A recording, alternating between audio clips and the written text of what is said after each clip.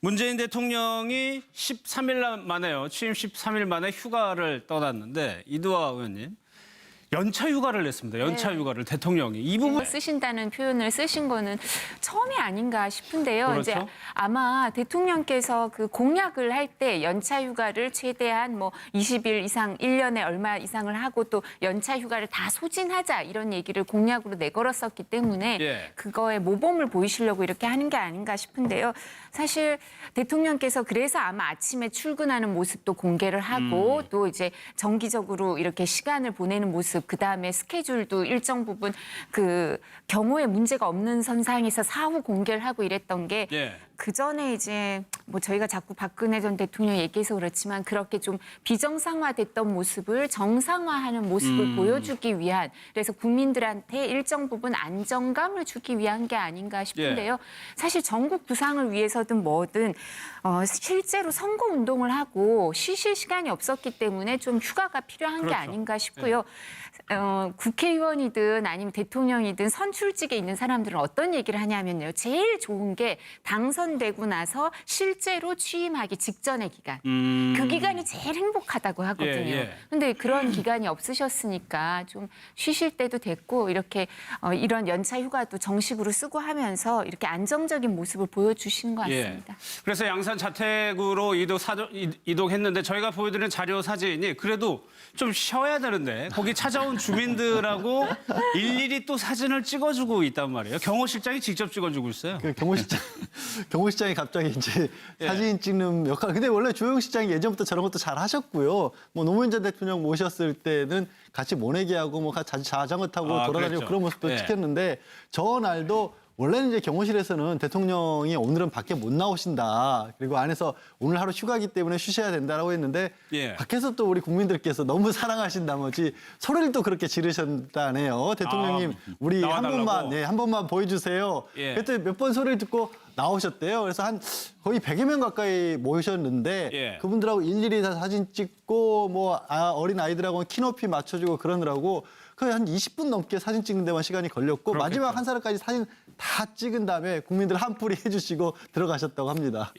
나와달라고 하니까 직접 또 나와주는 대통령도 굉장히 신선한 풍경입니다. 과거 이제 노무현 전 대통령을 떠올리는 모습인 거죠. 봉화마을에 봉화마을에서. 가서 대통령님 보고 싶어요라고 하면은 자연스럽게 나와서 시민들과 어울리는 모습들이 연출된 것 같고요. 뭐 문재인 대통령 같은 경우는 그 양산으로 내려가서 자택으로 들어가기 전에 고향 주민들이 환대했기 때문에 그때 한 20여 분 기간 동안 충분한 사진을 찍고 들어갔는데도 불구하고 또 이제 이 소식을 듣고 온 시민들이 요청하니까 그 부분에 따라서 한 번 더 나온 것 같습니다. 그래서 저는 문재인 대통령이 분명한 휴식이 필요하다는 생각이 들고요. 문재인 대통령의 최근 행보를 보게 되면은 두 가지가 떠오르는데 하나는 박근혜 전 대통령. 그러니까 박근혜 전 대통령이 국민들로부터 조금 안타까움을 가졌던 부분들을 좀 반대급부적인 행동들을 보여주는 모습들이 분명히 존재하고요. 또 한 명 떠오르는 대통령은 미국의 오바마 전 대통령입니다. 그러니까 미국의 오바마 전 대통령 같은 경우도 사실 이제 외국 정상들 같은 경우는 충분한 휴가를 떠나는데 휴가지에서도 급박한 상황들이 발생하거든요. 그곳에서 긴급 NSC를 소집하고 합니다. 그러니까 그런 것처럼 어제 이제 문재인 대통령이 휴가를 갔는데 북한이 또 가만히 있지 않잖아요. 미사일을 쏘죠. 근데 이런 것들을 다 고려한다면 대통령은 갈 수 없이 청와대만 있어야 되지만 경남 양산 자택에 있으면서도 청와대 긴급 NSC 소집 지시를 내리거든요. 그와 같이 본인 스스로의 쉼을 좀 어느 정도 가지면서도 안정적인 국정 운영을 꾸려가겠다는 기조를 보여주는 것 같은데 굉장히 초반에 긍정적인 행보로 보여집니다. 또 관심을 모았던 게 지금 사진에 나오는데 저 풍산개 마루였나요? 굉장히 아끼는 반려견이었는데 강아지가 개가 저런 모습 사랑해달라고 이렇게 좀 뒤집어지는 모습이거든요. 아무튼 휴식을 좀 취하고 있는 것 같아요. 아니 저 모습이 저 마루는 그나마 키우던 개였잖아요. 그래서 원래 이제 뭐 강아지도 좋아하시고 고양이도 좋아하셔서 유명했는데 저걸 유기견 센터 후보 과정에서 이번에 청와대로 입양이 됐죠. 유기견 센터 갔을 때 처음 보는 개마저도 문재인 대통령 품에 안겨서 저 자세로 눕는 바람에 이제 네티즌들이 별명을 붙였더라고요. 문 대통령 품이 마약 방석이다. 애들이 누우면 저렇게 취해서 일어나질 못한다. 그러니까 동물과의 교감이 좋다는 게 참 어떻게 보면 저기 이제 기본적인 품성 같은 것들이 드러나는 장면이고 문 대통령이 양산 자택이나 저런 식의 단독주택 같은 것들을 고집했던 이유도 그렇게 이제 애완견이나 애완동물들과 함께 갇히는 것을 무엇보다 좋아하셔서 그렇다고 합니다. 서서연 이제 내일이요. 오늘 휴가를 쓴 이유가 내일 노무현 전 대통령 추도식에 참석하는 이 일정도 어느 정도 고려가 된 것 같아요. 현직 대통령으로서 처음 가는 겁니다. 아무래도 그 문재인 대통령에는 그 노무현이라는 친구이자 그리고 정치적 동반자 그리고 오늘날 문재인이 운명과 같이 대통령 선거에 도전하게 된 것도 2012년에 이어 2017년에 두 번에 도전하게 된 것도 아마 노무현이라고 하는 그 이름과 석자와 떼놓을 수 없기 때문에 그 감회가 남다를 것 같고요. 아마 봉화마을 입구에 노무현 대통령이 못다 이룬 그 과제 문재인 대통령이 이루어 주십시오라고 하는 현수막이 걸린 걸 보면 아마도 내일 23일 날 노무현 대통령 8주기 추도식에 참석해서 본인이 왜 557만 표 차로 87년 이후 대통령 직선제가 부활된 이후에 가장 많은 득표차로 승리하게 되었는가에 대한 다짐을 하면서 현재 국민의 지지를 기반으로 해서 국정 과제를 흔들림 없이 추진하겠다라고 하는 그런 의지를 다지지 않겠냐. 그래서 아마 내일 역대 최대 규모의 인파가 아마 김해 봉화마을로 모일 것 같다는 그 전언이 있습니다. 오늘 오전에 문재인 대통령의 일정을 잠깐 보면 그 뒤에 산사가 하나 있나 봐요. 통방사라는 절이 있는데 거기에 지금 여기 보면 문재인 대통령이 굉장히 사복 차림으로 산책을 갔다가 거기에서 사진을 찍은 모습입니다. 그러니까 굉장히 소탈한 모습이고 아마 저 셔츠가 어저께 나와갖고 문재인 대통령을 찾아왔던 시민들과 함께 입었던 셔츠인 것 같은데 정말 말 그대로 편안한 모습인 것 같죠. 어찌 보면은 대통령이라고 하기보다는 꼭 전직 대통령의 평온한 모습 같은 모습을 보여주는 건데 저렇게 좀 하루 정도는 온전하게 휴식을 취하면서 주변 사람들과 교감하는 부분들이 굉장히 중요한 모습일 수 있겠다는 생각이 들고요. 결과론적으로 계속 거듭 얘기를 드리지만 그 주영훈 경호실장이 굉장히 좀 경호에 어려움을 겪게 되는 상황들이 앞으로 종종 왕왕 발생할 것 같습니다. 그러니까 시민들이 계속해서 찾아오는 모습들, 특히나 알 수 있는 인물들 같은 경우에 어려움이 없겠지만 정말 막연하게 편하게 다가오는 모든 사람들한테까지도 문재인 대통령이 격이 없이 스스럼 있게 대해주기 때문에 다가오는 시민들 입장에서 너무나 소중하고 중요한 거지만 또 경호하는 입장에서는 정말 이처럼 경호하기 어려운 대통령이 또 있을까라는 생각이 들기도 할 것 같아요. 그러니까 어느 순간부터 막을 수는 또 없는 노릇이니까. 이 휴가를 두고 양 변호사 인터넷에서 굉장히 반응이 뜨거운데 사실 직장인들이 연차 휴가 쓰려면 굉장히 눈치가 보이거든요. 그러니까 우리가 가장 그런 생각 들지 않으세요? 예전에 이제 회사 생활하면 저도 회사 생활할 때 부장께서 야 들어가려면 들어가 해놓고 본인은 안 들어가고 있잖아요. 그럼 어떻게 부하 직원들이 먼저 들어갑니까? 휴가도 마찬가지거든요. 그러니까 이런 것들이 대통령의 하나의 움직임 같은 게 하나의 해프닝 정도가 아니라 어떻게 보면 문화를 상징적으로 말해줄 수 있는 것도 될 수가 있거든요. 먼저 대통령부터 저런 모습을 보여주게 되면 주변의 고위 공직자분들도 따라서 할 수밖에 없는 거고 그럼 자연스럽게 저거 퍼져나가는 그런 것도 되고요. 아까 이제 이두하 변호사께서 잠깐 말씀하셨지만 공개되고 투명하고 일을 하고 있기 때문에 사실 휴가도 당당하게 갈 수도 있는 거거든요. 그러니까 일하고 정해진 시간 내에 내 일을 충분히 한다면 못 쉬는 게 더 이상한 건데 우리 어떻게 보면 안 좋은 어떤 것 중에 하나가 일을 하건 안 하건 그냥 놀더라도 자리에 지키고 앉아 있으면 된다라고 하는 게 오히려 어떻게 보면 국가 경쟁력을 떨어뜨리는 이유로도 많이 지적들을 하세요. 그런 부분들까지도 뭐 어떻게 보면 대통령이 솔선수범하는 모습도 보이는 거고 다만 이제 또 이 오늘 같은 경우는 내일 이제 노무현 전 대통령의 노무현 전 대통령의 봉화마을을 방문한다는 것이 또 겹쳐져 있는 그런 특수성도 고려해야겠죠. 원래 인기가 있고 지지율이 오르면요. 쉬어도 잘 쉰다 그러고 꼭 필요하다 그러고요. 지지율이 떨어지면 안 쉬고 열심히 일해도 차라리 안 보이는 애 낫다. 좀 어디 저 휴가도 안 가냐 이런 얘기 들으니까 아마 지금 대통령의 휴가는 어쩌면 숨가쁘게 달려온 대선부터 그 취임 이후 열흘간을 그 잠깐 되돌아보면서 앞으로 있을 내각 인사라든가 숨고르게 들어간 것일 텐데 아마도 말 많은 호사가들이나 지지자들은 대통령이 열심히 일하려면 쉬어야 된다라고 하는 거 보면 현재 문재인 대통령의 국민들의 지지를 확인해 볼 수 있는 그런 건 아닌가 생각이 듭니다. 지지율을 한번 객관적인 지표를 한번 볼게요. 지금 이 의원님 벌써 지지율이 81%가 넘는데 취임 초라고 해서 높겠지 하지만은 전직 대통령보다도 상당히 높은 수준입니다. 지금 저희 지지율 같은 거를 보여주는데 아마 노무현 전 대통령이 취임 첫째 주가 아주 지지율이 높았던 것 같고요. 이게 다 아마 국민들이 변화나 개혁을 요구하는 그 시대 정신이 반영돼서 그렇게 지지율이 높았던 것 같고 지금도 아마 문재인 대통령에 대해서 바라는 건 그런 변화, 교체 이런 열망 때문에 그 힘을 실어주는 게 아닌가 싶은데요.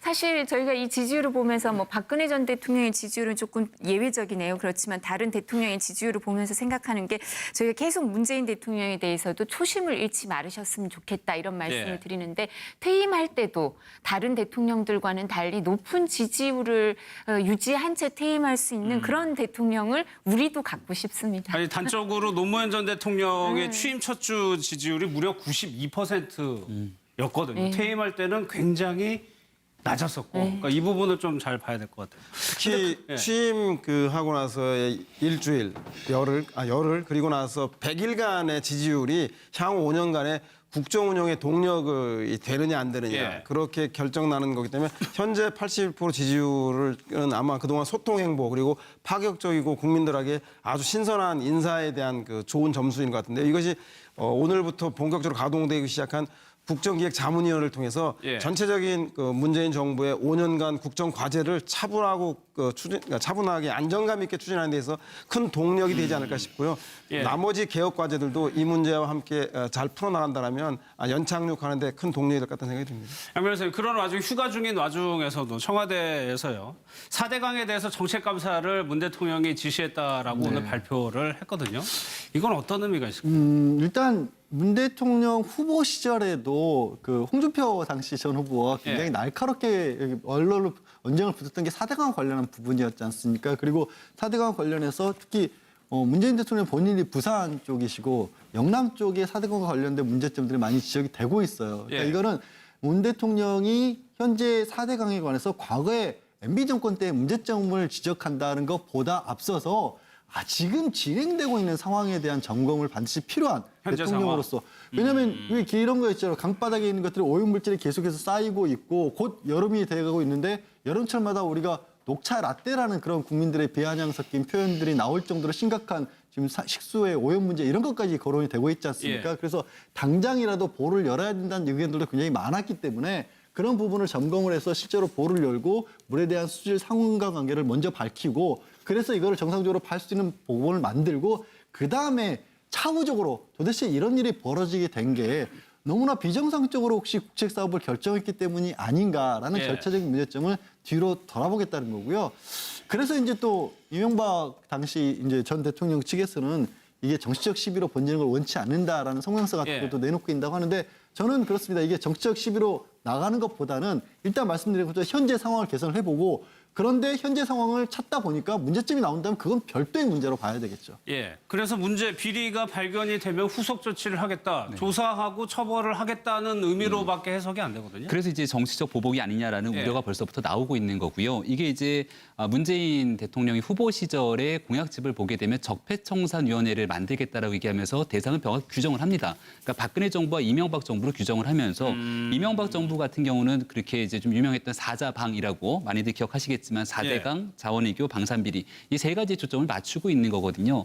현재 이제 국정 수행을 위한 보고서들에 대한 언론 보도가 나오게 되는데 문재인 대통령 같은 경우는 크게 세 가지 주기로 이제 개혁의 방점을 찍겠다. 그중에 100일 이내, 취임 100일 이내에 해야 되는 여러 가지 안들 중에 이 4대강에 대한 문제를 끄집어내는 겁니다. 그러니까 말 그대로 지금 4대강이 녹조의 원인이 되고 있다라고 하는 얘기가 나오고 있는 것처럼 변호사님 얘기처럼 이러한 부분들의 잘못된 부분들을 좀 조사하는 정도에 그치면 상관이 없는데 일단 보에 대한 개방을 통해서 여기 문제점이 나오게 되면 상시 개방 등으로 인해서 보를 철거할 수도 있다는 거거든요. 그러니까 4대강 사업에 막대한 예산이 들어간 부분들을 전면적으로 다시 한번 과거로 되돌릴 수 있다는 얘기가 나오는 거고 여기에 그치지 않게 되고 드러났던 문제들이 제기가 된다면 결국 이건 검찰의 수사로까지 이어질 수 있는 부분이기 때문에 전 정권을 향한 이 나름대로의 정치 보복이 아니냐는 우려와 함께 이명박 전 대통령 하면은 어찌 보면 노무현 정부 입장에서는 노무현 전 대통령을 서거에 이르게 만들었던 또 정권이기 때문에 정치 보복이라는 이런 또 사람들, 국민들의 세간의 시선들이 이어질 수 있는 부분이거든요. 그렇죠. 굉장히 좀 조심스럽게 접근할 필요는 있는 것 같습니다.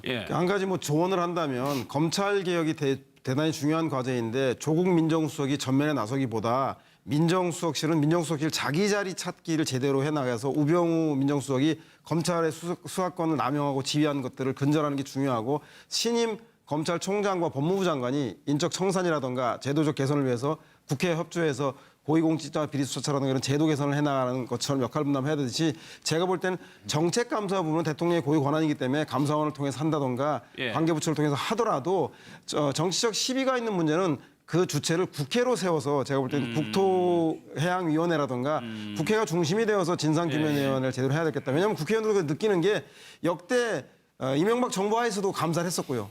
그리고 박근혜 정부에서도 감사를 했었는데 그때마다 그 정권의 입맛에 맞는 감사 결과가 나왔지 실제 4대강의 그 오염 문제라든가 녹조 라떼 같은 이런 현상, 녹조 문제가 해결되지 않았거든요. 그래서 이런 정책적인 현안의 해결 과제들은 청와대에 나가더라도 제도적인 문제, 개선에 대한 문제, 인적 청산에 대한 문제가 민감하게 나올 수 있을 만한 문제는 국회가 그것에 해당 주체가 되면 시비거리를 좀 차단해 나갈 수 있고 사회적 합의를 이뤄낼 수 있지 않을까 생각이 듭니다. 예, 어느 정도 폭발성을 지닌 문제여서 좀 빛으로 한번 주목해 보겠습니다.